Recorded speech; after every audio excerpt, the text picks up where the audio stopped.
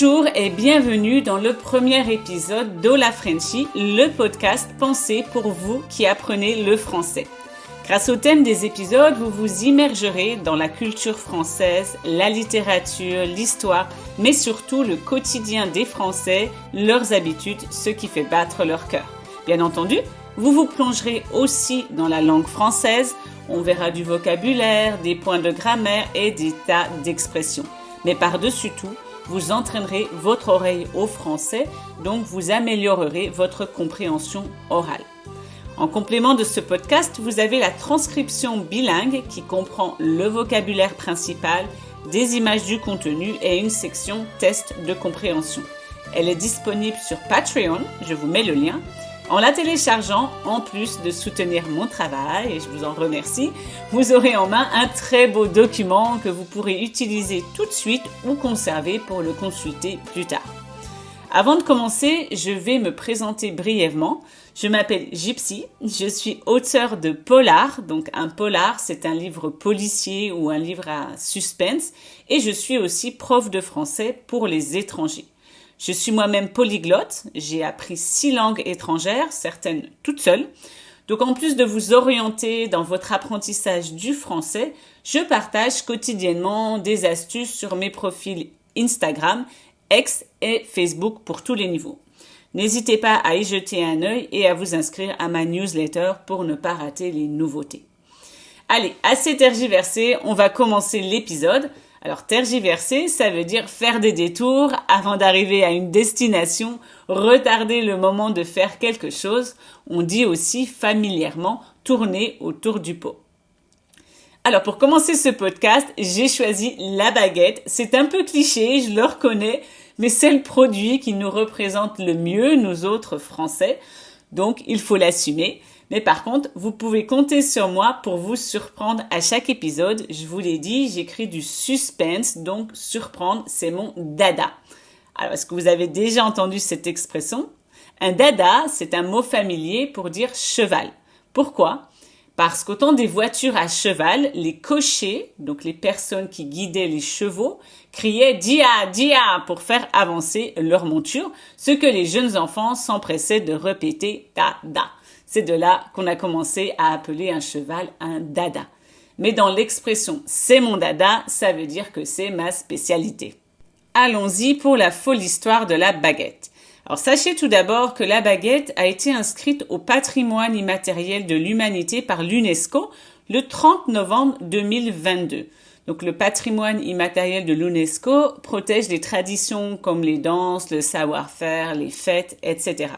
Alors, je suis assez étonnée qu'ils aient attendu tout ce temps, mais ça vient peut-être du fait que la baguette n'est pas aussi vieille qu'on le pense, et en fait, c'est un produit du XXe siècle, donc elle n'est pas aussi ancestrale que certaines danses, festivals ou arts culinaires. Mais comment la baguette s'est-elle imposée sur les tables françaises? Alors, il faut savoir que la baguette a une ancêtre, c'est la miche de pain. La miche de pain, c'est une grosse boule de pain avec plus de mie. Donc la mie, c'est la partie molle à l'intérieur qui est proscrite quand on fait un régime, quand on veut perdre du poids. Donc il y avait plus de mie que de croûte. La croûte est la partie croustillante à l'extérieur. Donc elle était très appréciée dans les temps passés parce qu'elle était très consistante.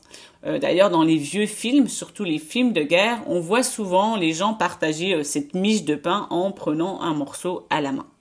Dans ma jeunesse, on n'en voyait déjà plus énormément, si ma mémoire est bonne. Par contre, je me souviens du gros pain. Donc un gros pain, ça avait la forme d'une baguette, mais comme son nom l'indique, c'était beaucoup plus gros et consistant. Je vous mets des photos de tout ce que je raconte ici dans la transcription, n'oubliez pas. Donc de nos jours, on peut encore trouver des miches dans certaines boulangeries, c'est rare, mais il y en a. Par contre, on ne voit plus de gros pain. On verra plus loin pourquoi. Mais l'une des raisons, c'est parce qu'avant, la vie était plus rude. Les gens n'avaient pas toujours les moyens. Donc, ne pas avoir les moyens, c'est qu'ils n'avaient pas suffisamment d'argent pour se payer à manger. Donc, ils devaient manger quelque chose de consistant. Mes parents, par exemple, sont issus du baby-boom. Le baby-boom, c'est la période d'après-guerre où il fallait repeupler la France. Donc, les femmes faisaient minimum 6 enfants. C'était commun de voir des familles de 10, ce qui signifie qu'il y avait beaucoup de bouches à nourrir. Ma mère me racontait qu'il y avait des jours, il mangeait seulement du pain avec du beurre et du cacao, donc de la poudre de cacao. Or, de nos jours, on tend plutôt vers la légèreté, donc c'est un besoin différent. Or, c'est sûr, par exemple, mes parents, ils ont toujours du pain sur la table. Tous les matins, ils vont acheter du pain, ils ne passent pas un repas sans pain. Or que moi, je peux très bien passer une semaine sans manger de pain. Donc, quand on habite près d'une boulangerie, c'est difficile de résister, mais je ne vais pas me déplacer dans un endroit éloigné pour aller chercher du pain pour une autre raison que le plaisir. Donc, ce n'est plus vraiment un besoin, une nécessité. Mais alors, d'où vient la baguette? Comment est-elle devenue presque un indispensable, donc un produit qu'on doit avoir à tous les repas? Il existe 3 légendes sur son origine. La première, elle aurait été inventée au début du 19e siècle par les boulangers de Napoléon parce qu'elle était plus légère et moins volumineuse que la miche traditionnelle, donc elle aurait été plus facile à transporter dans les poches des soldats. La deuxième légende dit que ce serait un boulanger autrichien, August Tsang, qui aurait introduit la baguette en France. Alors Tsang, il faut savoir que c'est le créateur du croissant, du moins de son ancêtre, le Kipferl, qu'il a importé de Vienne en France en 1839 lorsqu'il a ouvert une boulangerie à Paris. Alors je vous rappelle que tout ce qui est croissant, pain au chocolat, chocolatine, chaussons aux pommes, tous ces produits de boulangerie sont appelés des viennoiseries. Donc, elles viennent de Vienne. Il n'y a pas de jeu de mots. Elles viennent de Vienne, c'est pas voulu. Donc, certains prétendent que ce serait ce August Tsang qui aurait créé la baguette. La troisième légende dit que la baguette aurait été inventée sur le chantier du métro parisien dans les années 1900. Alors, il faut savoir qu'à cette époque, on faisait venir de la main-d'œuvre de toute la France et les bagarres, les disputes entre les ouvriers bretons, donc qui venaient de la Bretagne, et auvergnats, qui venaient de l'Auvergne, de la région de l'Auvergne, étaient fréquentes.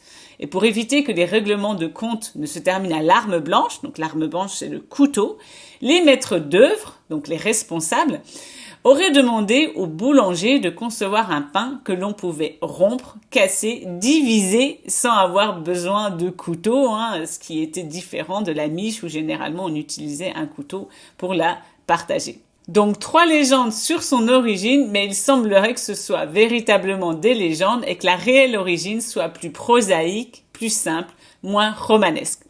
La baguette serait finalement un produit du XXe siècle. Vous allez voir qu'elle a été créée en raison des changements alimentaires des Français et du travail qu'elle requérait, donc qu'elle demandait jusque-là.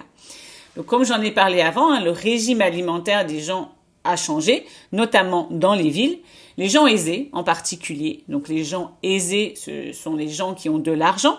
Ces gens aisés souhaitaient du pain frais tous les jours et le gros pain était trop lourd. Il pesait parfois jusqu'à 2 kilos et en outre, il se rassissait rapidement.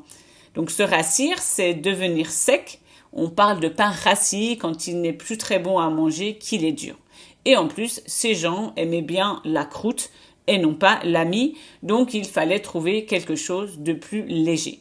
L'autre raison de passer du gros pain, de la miche à la baguette vient du fait que le pain pendant des siècles était fait avec du levain et que travailler le levain était éreintant, c'était épuisant. D'ailleurs, Karl Marx a dit que les boulangers étaient comme des mineurs blancs.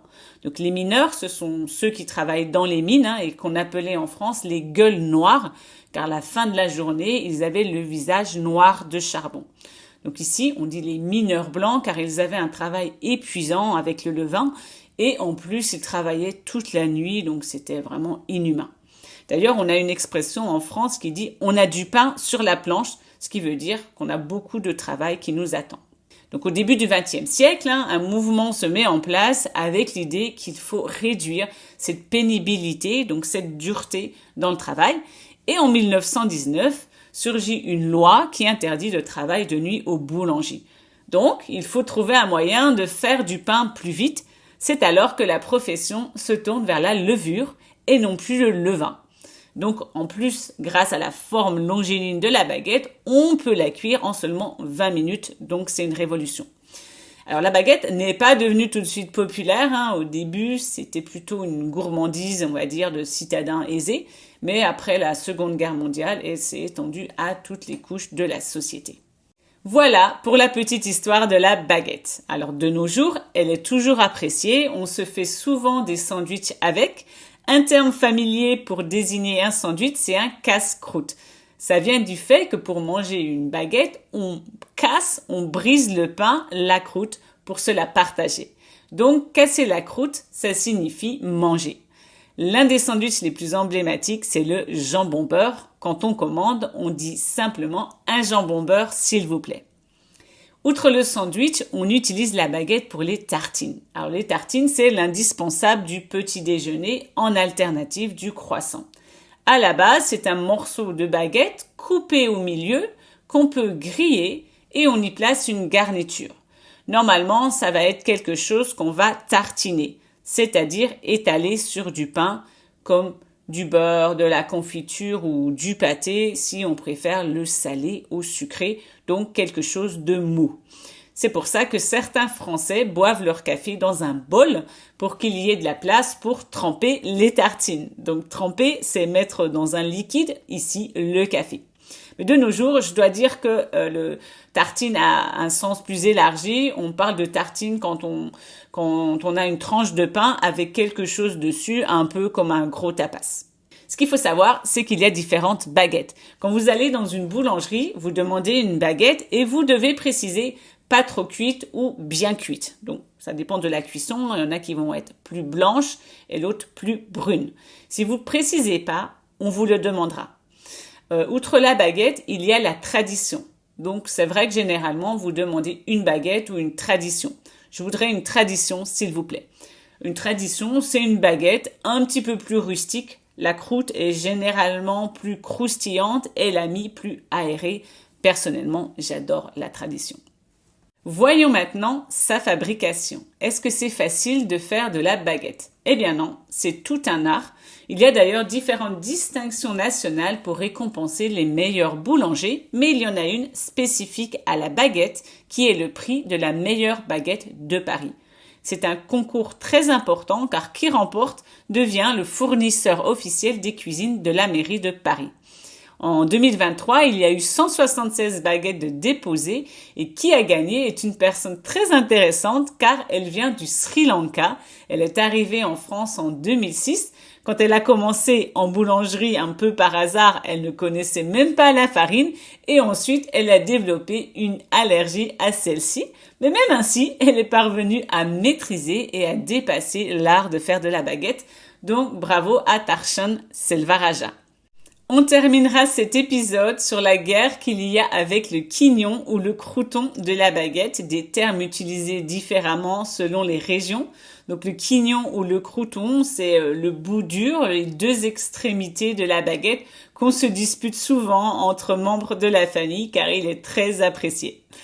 On arrive à la fin de cet épisode sur la baguette. J'espère que vous avez appris des faits intéressants. N'hésitez pas à me suivre sur les réseaux sociaux, à vous inscrire à ma newsletter pour être informé de mes nouveautés. Je sors très bientôt des short stories. Rendez-vous sur Patreon pour la transcription. Je vous ai mis un grand nombre d'expressions liées au pain. Vous pourrez aussi m'offrir un café, ça fait toujours plaisir et je vous attends dans le prochain épisode. Au revoir!